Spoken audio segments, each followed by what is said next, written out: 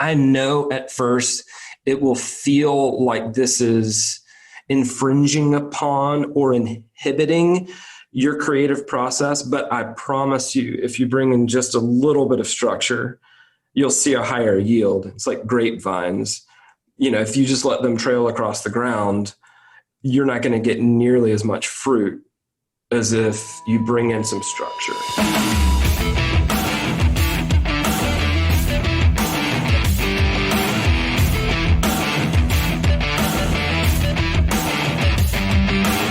Welcome to episode 1 of season 9 of Live in the Feast. I'm Jason, aka Rez, helping you grow your business by having a conversation with someone who's been there, had success, and built a business designed around the life they want to live. That's Live in the Feast. If this is your first time listening, hit that subscribe button so that you get notified every time a new episode drops. Live in the Feast is in your podcast app of choice, and if it's not, let me know and I'll get it there. If you've heard the show before, why not leave us a rating and review on iTunes, or go ahead and drop us a comment in Breaker or Castbox. This season is titled Building a Profitable Service and Building It Better. It's all about leveling up our businesses to help create a more profitable and sustainable long-term business. Especially in this COVID and soon to be post-COVID time, I think it's important to be able to learn from one another in any way that we can until we can meet face-to-face. Speaking of meeting face-to-face, today's co-host is Austin Church. I've known Austin for a number of years and had the pleasure of meeting him face-to-face at a conference a couple of years ago. Austin is a brand consultant, writer, and freelance coach based in Knoxville, Tennessee.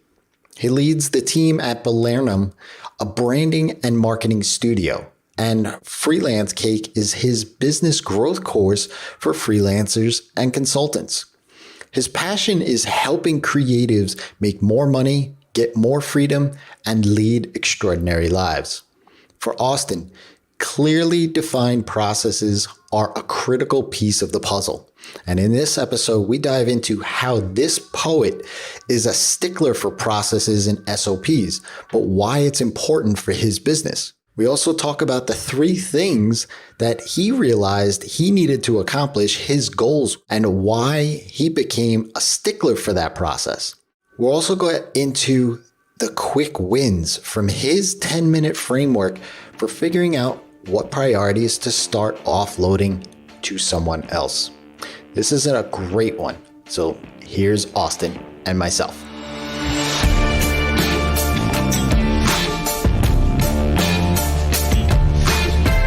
Are you feeling like you're in a silo all by yourself with no one to bounce ideas off of? Are you looking to get predictable revenue into your service-based business? Do you want better clients who respect you? Well, gain the support from like-minded developers, designers, and other creative professionals providing client services inside a Feast Club. Forget those stale articles from 2008 giving you advice on how to run your business. It's 2021. Join Feast Club today and get access to a community, including myself, where we share what we're working on in real time, strategies and resources that work in today's market, and ideas and support for one another in a safe place. You'll get access to a private podcast, which has bonus episodes from some of the guests in this season that you can only get inside a Feast Club. You'll also get access to a monthly 1-hour virtual meetup, a private Slack and Circle community, member-only content library, access to message yours truly directly. Also, you're going to get exclusive expert workshops from folks like Kaylee Moore on pricing, Robin Kennedy on email, and Nick Gulig on sales, and so many more. There is no better time than right now to learn from those a few steps ahead of you and leverage your skills to help and support others to grow all of our businesses together. So if you want to check it out and join a community that's built on the saying, a rising tide raises all boats, head on over to feastclub.co today. I hope to see you on the inside of the club. Now, let's get back to the show.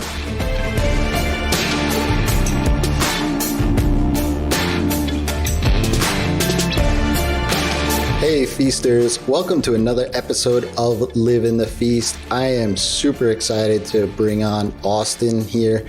Austin, welcome. Thank you. I'm so happy to be here today. We've kind of crossed paths on social, but then we met at a conference in Virginia a number of years back. And, we've kept in contact. And one of the things like that we have a common thread about is family. I mean, we were talking about family beforehand and even had a little bit of a family interruption, which is always a fun thing too, right? But for those that may not know who you are out there, can you just share a little bit about why you do what you do? Sure. So I'm married to a lovely woman named Megan. We have 3 kids. The oldest is 7, the youngest is 2. And so many of my professional and business choices have been wrapped up into family and a goal of being the dad who's around so much that my kids really want me to go away. And that's awesome. So that has sent me on a journey and kept me in this process of constant exploration with, how do I have more time freedom? How can I cut out in the middle of the day and hang out with one of the kids, or go on a field trip, or go home early on a Friday? And so a lot of my own process and development, like I said, goes back to that core motivation of just being around a lot, because my family is really important to me. That's awesome. Yeah. I mean, same thing. I built a business so that I could see those first steps, hear those first words, and go outside on a nice Tuesday afternoon if the time is right? And without having to ask another adult for permission. For me, that's why. So for your business, right? And what's interesting is, as you said it there, for yourself, one of the goals is that time freedom. And in the context of when I asked you for your little bio thing so that I could put it on the website and things, one of the key points there was that you enjoy helping creatives get more freedom as well. And so I thought that was pretty interesting how you kind of juxtapose those two things together, in that one leads into the other. And for your business, how do you help creatives do that? So one of the things I end up talking about a lot with coaching clients and in my course, and even just blog posts, social posts, all the writing that I do, is, how do you charge more? I think that money equals time freedom. Money equals walk away power. You have a lot more confidence in parting ways with a client that represents a less than ideal relationship for you if you've got cash reserves in the bank. So a lot of the initial conversations go back to, by selling premium services at a premium rate, you will have more time freedom. Another thing that I teach quite a bit is the value of process and standard operating procedures. I don't believe in efficiency for its own sake, but I do believe in not wasting time unnecessarily when better process, clearly defined process, well-documented process can automate a lot of the non-creative tasks that are essential and standardize them and ultimately improve the quality of them, so that you're clearing out your mental creative zone, having more time and better energy for the creative work that is so satisfying, so much more satisfying than something like setting up the project in your project management software, or blowing up the process yet again, or starting from a blank slate yet again when you are working on a new website or you're onboarding a new client. And so I have become such a big fan of SOPs, which is honestly hilarious to me because my master's degree is in poetry writing. My thesis was a collection of my own poems. And if you went back to that younger version of Austin and say, you were such a stickler for process now, to the point where your team kind of makes fun of you and rolls their eyes. They're like, I'm sure there's already a template for that. Where's the checklist? Where's the cheat sheet? But for me, process equals freedom. I want to have more time to spend on the parts of a project, whether it's for a client or it's for myself. I want to have more time to spend on the parts of the project that I love. And by tying down some of the essential but non-creative tasks, action steps, that sort of thing, tying them down with documentation, man, I have so much more freedom. I have so much more joy in my work. And I love spreading the gospel of process to other creatives and saying, I know at first it will feel like this is infringing upon or inhibiting your creative process, but I promise you, if you bring in just a little bit of structure, you'll see a higher yield. It's like grapevines. If you just let them trail across the ground, you're not going to get nearly as much fruit as if you bring in some structure. And so I could pull in natural metaphors for days, but I think I made the point. Yeah. I like that actually, because that's the thing, like at the core of who I am, it's a developer. While development does have its own frameworks and structures and syntax and everything else, the appeal, and you talk to any developer, yes, they have their own fallback language that they like and they're used to, and it's like, home. But they're always looking at that next thing. They're always looking at that next shiny new language that's out there. What does that do? What does that can do? But then that kind of maybe could throw up all of the process, right? And like, you're like, now I got to retool everything and set up my whole environment. It's all different and all that stuff. But in the context of, look, you said, a poet, right? Like, that younger version of yourself, what happened between then and now that said, like, hey, if I just put this in place, these SOPs, this documentation, this framework of the things that are maybe unsexy, it's this, like you said, project management setup, new client onboarding, whatever it is. What happened in between there that made you kind of go over that fence and say, yes, this is the thing to do? So a number of things. I really care about quality.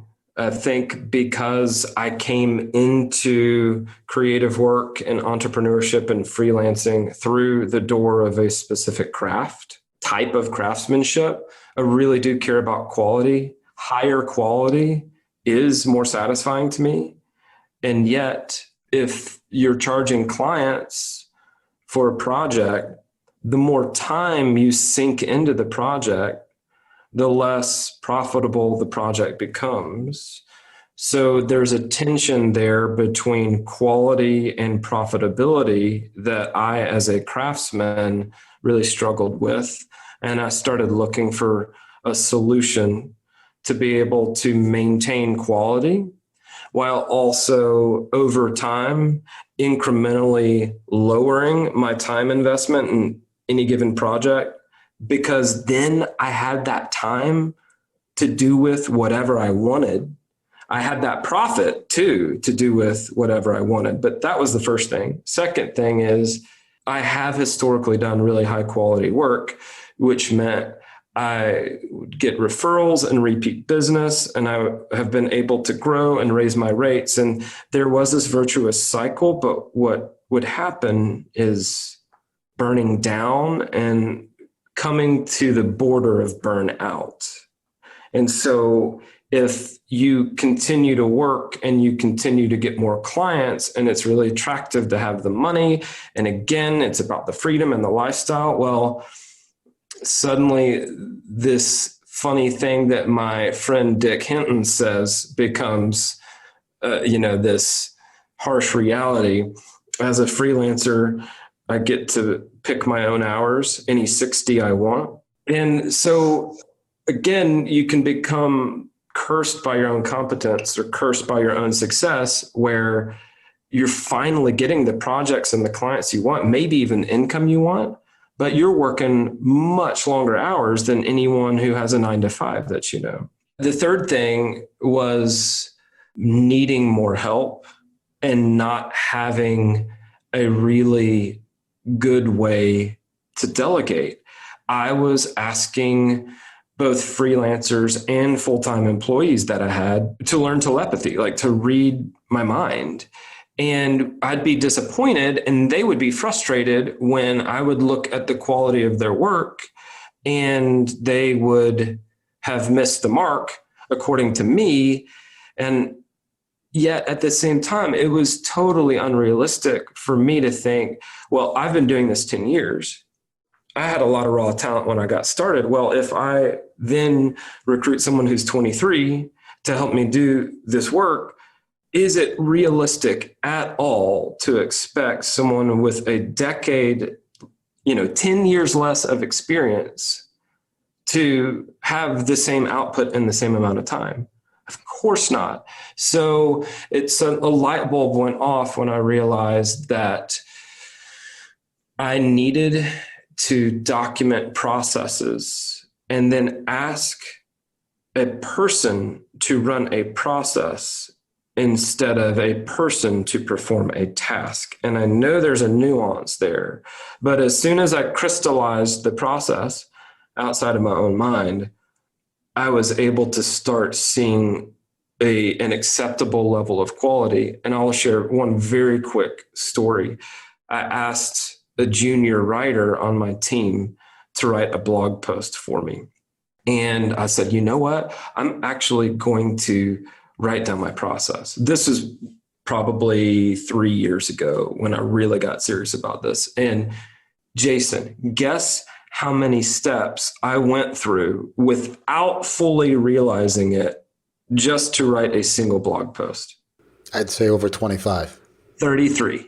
Was it highly likely that a junior writer who was not hip to my process would leave out a high number of those steps? Yes. As soon as I gave him the process, even though he had less experience and, to be honest, less skill because he didn't have as much time as I have had to accumulate it, what was the outcome? The level of quality was perfectly acceptable based on the expectations that we've set with clients. And so it's the same way with writing code. It's the same way with design.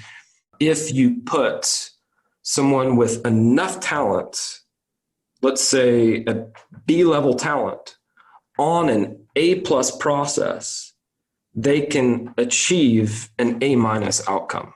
An A- is usually enough to exceed client expectations. And in the software world, to not accumulate too much technical debt. So those three factors are what sort of started me on a journey to be like, I've got to figure something out. And, of course, friends of mine who've been in the corporate world or the manufacturing world are like, what about SOPs? And I'm like, what is this SOP? Say more about this SOP, right? So those three things. Yeah, it's funny how those three things that you mentioned, a lot of that same thing came to me as well, right? And so I don't have a team or anything like that, but yet I do have, somebody that does my podcasts, and I do have help from time to time to come in on a project, maybe to develop on something. So having these SOPs in place, that basically just a Google Drive folder of this is what you need to do, screenshots, so on and so forth. It allowed my process that was in my brain, the expectations, as you said, that I put on somebody else. Now it's in black and white, right? Now they can see it and they can read it. Fairly hold them accountable. Right. If they leave out steps because the steps were right there. Yep, exactly. And much to your point, one of the big things that came to me was burnout. I full on burned out the whole 9 yards, and back in 2012, at the point where I said to my then fiance, now wife, that I was going to go get a job because I was like, I can't do this anymore. It's too much. And what was happening at that point was I was such a generalist developer, I was doing projects for Ruby on Rails and PHP and WordPress and going all the way back and forth and all of these things. It literally was like had my head on like a swivel all the time. Whiplash, constant whiplash. And I couldn't keep doing that. And I said to her, I was just like, look, I got to go get a job. And it was the second time because I left back in 2003. I left a consultancy, which I was basically made redundant because the whole .com imploded on itself. And I was working for a consulting firm that put all their eggs in the .com startup basket. I said, well, for 18 months, I wound up having to go get a job there, and 2 years doing it again. The second time, I was like, maybe this isn't just for me. Maybe there's some expectation. And so she kind of like, even though it's funny because she's the rock in our relationship, she wants to know where all the consistency, the paychecks coming from, the bills are paid, and the whole 9 yards. I knew from myself, like I didn't want to put her through that roller coaster ride that of feast and famine and all that other stuff that I was going through at the time. She was like, but that's not what you want. So if I know that you don't want to get a job, then you certainly don't. And so I was like, whoa, it was like a mind blowing thing at that point. Cause I was like, wasn't what I was expecting. It was a complete 180 of everything. I was like, okay, well, if she has the faith in me, then I got to figure this out myself. Right. But one of those end results was to start putting in processes in, like when you get a new client, this is the steps that you do. This is how you write the proposal. This is where you go. This is the screenshots, so on and so forth. But before we get into your process in trying to define all of these things, I always like to ask, what's your defining moment in life so far? Oh, man, that is a really good question. And I'll share the thing that comes to mind most recently. Maybe it is recency bias, but I mean, there are big life events, right? Getting married and saying, hey, I'm forming a covenant with this person. That one, and having each of our 3 kids, those are, I think, a little bit more obvious. So I'll share one that's less obvious. The moment is my connecting a couple of dots. And one of the dots came when I was listening to a podcast episode of it's an episode of the Knowledge Project podcast with Shane Parrish. And he had on this guy named Jim Dethmer, who's an executive coach and author and was at Bridgewater Associates for a while. And I realized that I needed to accept myself. And I know that sounds almost banal, but I have been so driven and so ambitious for all of my adult life. Meanwhile, I'm a perfectionist. And so I tend to not start things until I feel like I can do them well, which is defeating because most of the time, if you're doing something new, you will start by not doing it well by definition because you're a beginner. And so I had at the Craft and Commerce Conference in Boise in June last year, started working on a big project. It was a course for freelancers called Freelance Cake. Ended up launching it in December. And in this whole mess, I'm like, I've wanted to do this for years. What took me so long?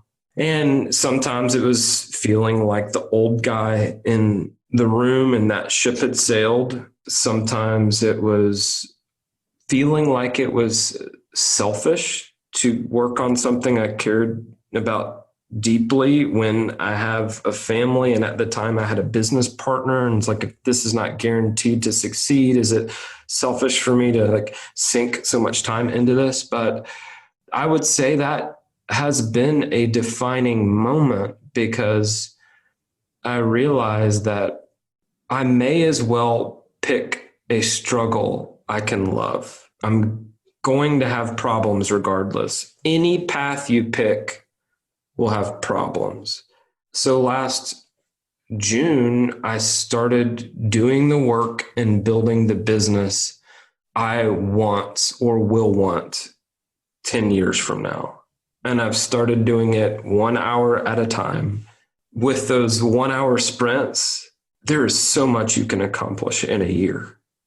1 hour a day for a year, right? And so I say that was a defining moment because ironically, when I started accepting myself, that didn't make me lazy or cause me to lose my edge. It instead helped me with a kind of peace settle into myself and just buckle down to doing the work I really wanted to be doing for me, for the love of it, regardless of whether it was a commercial success, quote unquote, regardless of whether it made me famous, which is not super important to me, but I want to serve people, maybe out of a true and sincere desire to serve people.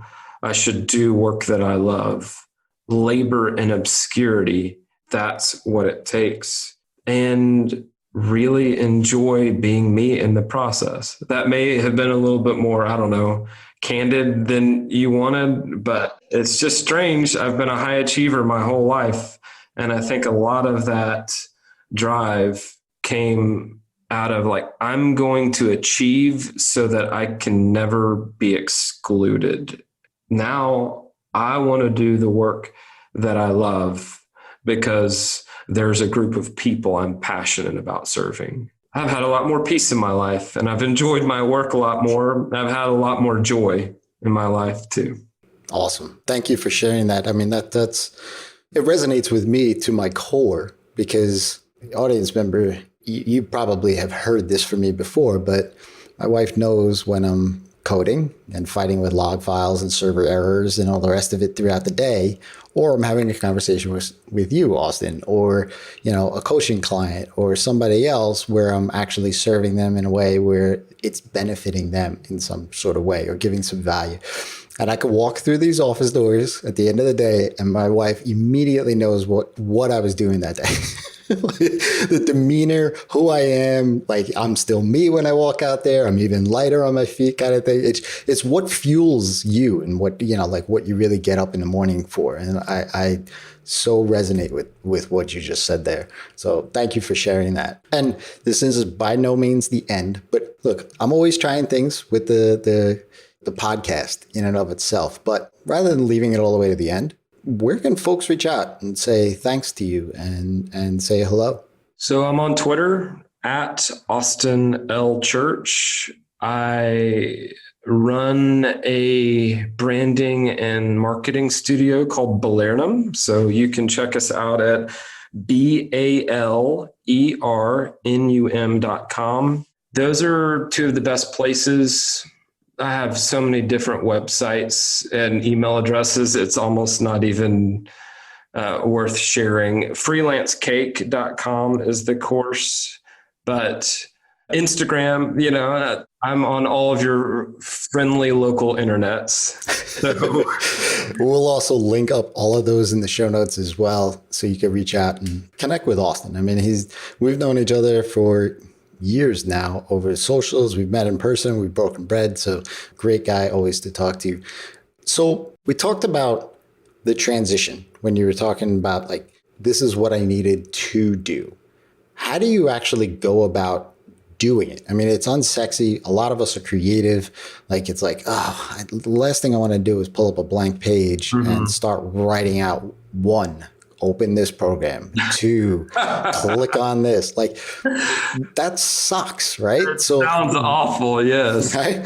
So how do you walk through creating these procedures? Sure. So I think you bring up a good point, which is process, design, and documentation is this monolith that casts a long shadow. And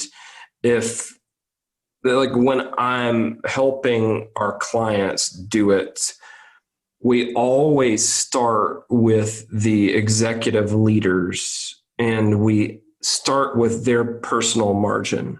So I think this is true also for designers and developers. Pull out a sheet of paper, draw a square, draw a line down the middle, and then ask yourself the question, which tasks do I not particularly enjoy? Which tasks am I not particularly good at? And which tasks don't make me money, even if I recognize their importance? Those I call low leverage. And so if you like, you can write low leverage over the column on the right. Column on the left, high leverage. Those are tasks I enjoy, tasks that I'm exceptionally good at, and tasks that have a direct financial impact in my business. Now, keep in mind that I love to write, and that is the bane of someone else's existence. So these are very personal, right? And so when you look at, okay, how and where do I make my highest and best contribution? That's going to be very personal. And so that's why you have to do this exercise for yourself. You can't just read a blog post and adopt someone else's SOPs, right? But once you do this little exercise, it may only take you 10, 15 minutes. We're not talking about all day. What I then recommend is that you go back and you look at your low leverage list and you look for the tasks in there that pop up frequently. I'll give you one very specific example. Calendar management, just booking appointments and changing appointments. And the client needed to punt the call. And so now it needs to be next Friday instead of this Tuesday, whatever. Something like calendar management is low leverage, meaning someone else could, with a little bit of training, do this just as well as you. And it's high frequency. It needs to be done a lot. It pops up a lot. And so when I'm helping people build momentum with this design and documentation process of processes, right? We always start with low leverage, high frequency tasks, because if you do write out the steps, for me, it was, what are my preferences with my calendar? Well, I like to not have meetings afternoon or after about 1 p.m. on Fridays. I like to stack as many meetings on Thursday afternoon as I can because that's my relationships day anyway. You know, you already have preferences. Once you write them down and once you list out the steps, well, it's like magic. If you pick a low leverage, high frequency task to document first and you build a standard operating procedure around that, that's what's going to get you the most time back most quickly. And also that's what is going to thus free you up to then dump more time into the tasks where you do think you're making your highest and best contribution. And some tasks require more nuance than others. I recognize that. So I will sit down and think, is this task something that can be easily accomplished with just like a checklist or with a template, like an email template? Or is this task like, hey, you know, Jason is always needing to upload the final edited audio file for a new podcast episode to this place. Well, maybe a screen capture tutorial video is going to make a lot more sense, especially if it's a companion to a written checklist. And so one of my big breakthroughs was deciding to not train people, but to create training and give people access to it. That way, if a member of my team who is a freelancer is like, hey, sorry, I just got a full-time job, I'm not available to help you in this capacity anymore, there's not this huge brain drain when like my training doesn't walk out the door with that person, right? And so we use Notion. We have, I think of them as playbooks, where we might have a client onboarding playbook. And the playbook not only has the entire process, but it has the onboarding questionnaire that we use, and here's the link. It has the alignment meeting agenda, and here's the link. It has the link to the screen capture tutorial video where we're like, here's exactly how you set up that client's folder and subfolders in Google Drive, whatever. But the idea that I'm going to create training and give people access to it, and I'm going to start with low leverage, high frequency tasks was a huge turning point in my business. And that's when I saw a lot of the satisfaction and joy returning to my work, because I suddenly had a solution to, can I collaborate with more people? How can I get more help and support without seeing a nosedive in quality? Yeah, and I think another side effect of this, as you were talking there, especially like calendar management, right? Client sends you an email. You're deep in work. An hour before that call is supposed to happen, you see the ding on your phone, or it comes across your corner of your web, your computer, or whatever it is. All of a sudden it's from a client, and you're like, oh, and that all of a sudden your brain starts going, oh yes, that's a client I'm supposed to talk to. What is that going to do?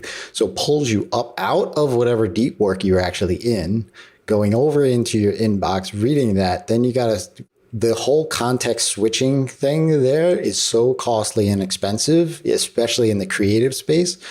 Much to what you're saying there, as far as the SOP stuff, like for me, automation comes pretty naturally. Like, it could be the developer in me or whatever, but I always say, like, if I have to do the same thing manual twice, let me see if I can script it. So that's why calendar management, right? That's always been one of my big sticking points. Like, since before there was Calendly and all the rest of it, I'm like, oh my God, this is like it's awful. Right. But then now that there is things like Calendly, Acuity, and all these other ones that are out there, it's a matter of just setting the expectation. Now, once somebody sends you, the calendar link, I actually also tell them, if you need to reschedule or change this or cancel or whatever it is, the link is right there to do it. Right? Like, you don't have to reach out to me. You could just go ahead and do that. And it's just allowing that space in my head to know that that's now taken care of is so adam, because much to like what you were saying about uploading the podcast and all that other stuff. Like, for me, hey, Adam, Adam is my producer. So he actually goes through these files and things, and him and his team do the audio, they do the upload, they do all of this. But we worked together beforehand so that he knew how that fit into my business, right? And so the SOP stuff is super, super important. I want to mention here that Austin has graciously offered up his initial process on trying to figure out the exercise in organizing your processes. I'm trying not to say process too much, but setting right? Priorities. There are so many different things that you could document. Where do you start? And I think a common mistake when people, and I made this mistake and you may have too, Jason, you go crazy. You're like, I could document everything, right?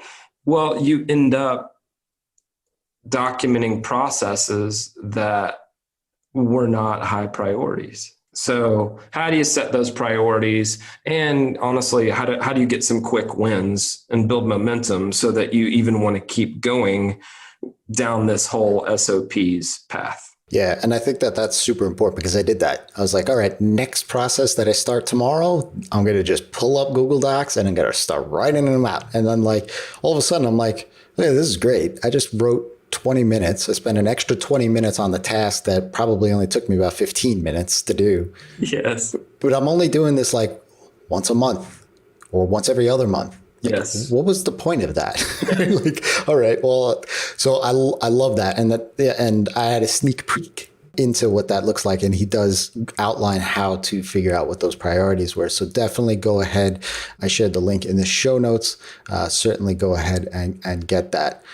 For those quick wins, right? So if especially in the designer, developer, even online marketer space. I mean, there's a lot of us that are in this audience. What would be your initial point to kind of say, like, we were talking about the priorities. Would it be more on client management side, offboarding, sales? So I think there's there's nuance. There are certain things that I may not love, but just where my business is in its life cycle, I still need to be the one to do those things. Like even stuff like creating proposals, scoping and estimating and like putting together like the pricing and packages. There's really no one on my team that can do that. I don't love it, but I need to be the one to do it. But when it comes to, okay, like where to kind of get started, I think it's a simple rule of thumb. Like, which of this stuff really gets on my nerves? And which of the stuff would I love to just bounce over to someone else? Or maybe I don't enjoy it and I still need to do it, but doing it would actually be much more manageable. I'm running through a checklist. So like one of our processes is after we launch a new website, we need to actually tie up any loose ends and dot our I's and cross our T's with SEO. So rather than thinking about what are all like the SEO things that we need to do, it's like, okay, we need to submit the sitemap to Webmaster Console.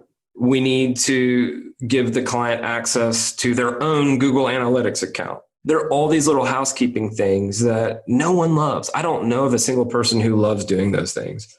But being able to say like, all right, I've had another cup of coffee. It's 10 a.m. I'm going to crank through these things because I already have my comprehensive list and I can just grind through them.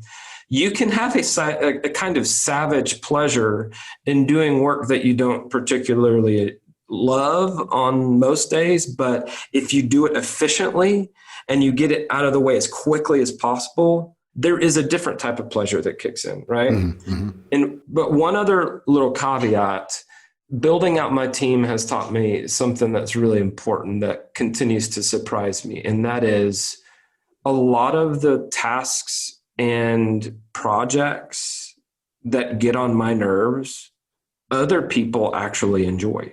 And so I'm not actually doing a disservice to another human being by saying, hey, would you mind following up with so-and-so and see if they've tracked down the logo source file yet? My project manager, she like truly doesn't mind. And then I actually learned this years ago when I was running a business that sold source codes to developers.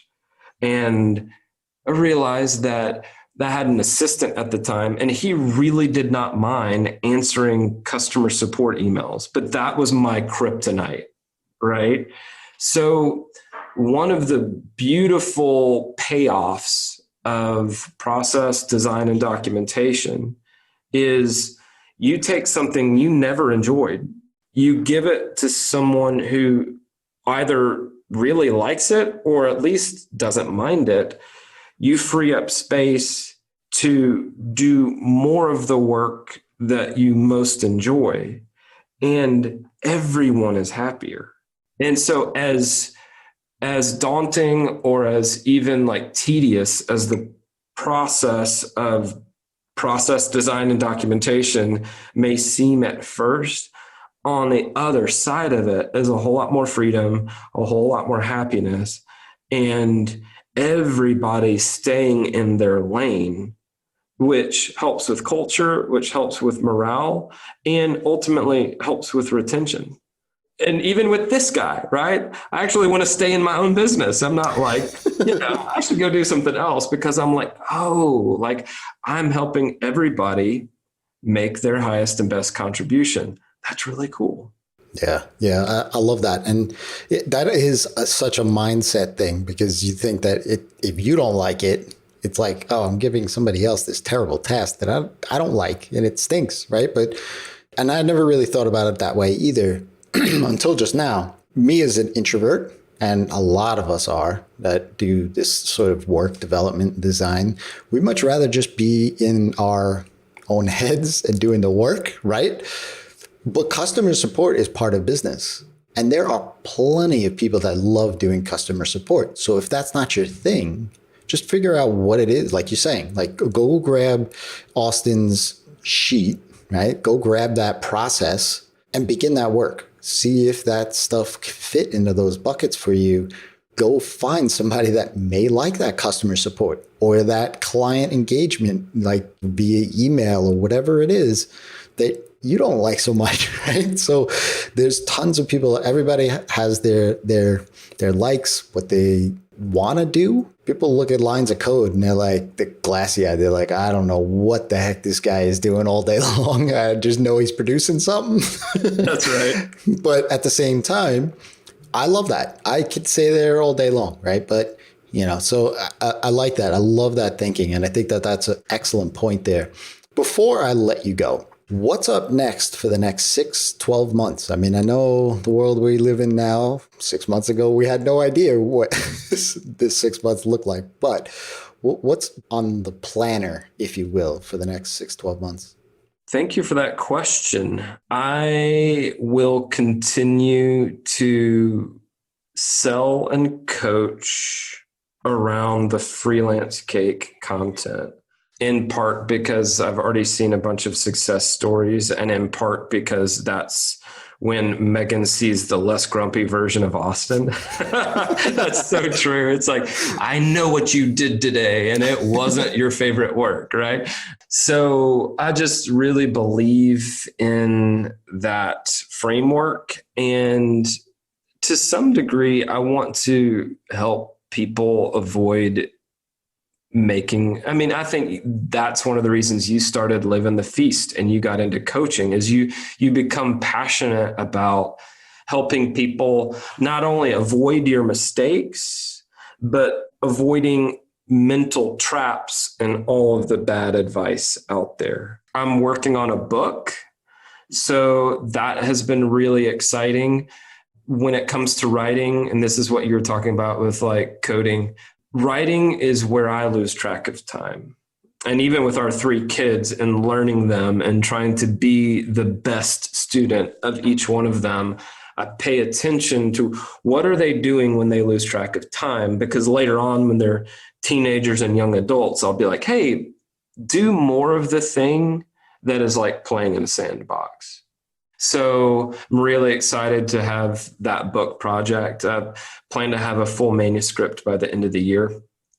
And then we're slightly pivoting Balernum so that we're going to work with more online creators, course creators, online entrepreneurs. It was this aha moment where I realized these are my people, like bloggers and podcast hosts and course creators and coaches and consultants and people who create digital products. Like these are my people. And because with Freelance Cake and AustinLChurch.com, I have like these specific goals with audience growth and leveraged income and that sort of thing. Suddenly occurred to me that I'm like, oh, and here's the group of people who have very similar goals, very similar challenges. Balernum could put all of our brand development firepower at their disposal. Why don't I look for ways to make these 2 business ventures converge? Again, that would seem so obvious to anyone else. They're like, oh, why don't you just spend more time with the people you love the most? Right. And for me, it's not like the CEO of a manufacturing company necessarily. It's, a coach or a course creator or a Jason or so many of the other people who've been on your show and the other friends we've made at conferences. So that is the next 6 to 12 months. And on the more personal level, enjoying ordinary moments. I have just over the last 6 months realized how precious life is, and had those moments where if you change one tiny thing about this moment, I would look back later and see this moment as paradise. So there are so many moments recently, whether it's just me sitting on my front porch, talking to one of my kiddos, or finally going out on a date with Megan, or having a conversation with my dad, or having a whole morning of writing to myself, just giving thanks and recognizing that my life is already filled with these little moments of paradise. And with a little bit more awareness, I can appreciate them while they're happening instead of later. So that's the next 12 months. Great question. Thank you. Yeah.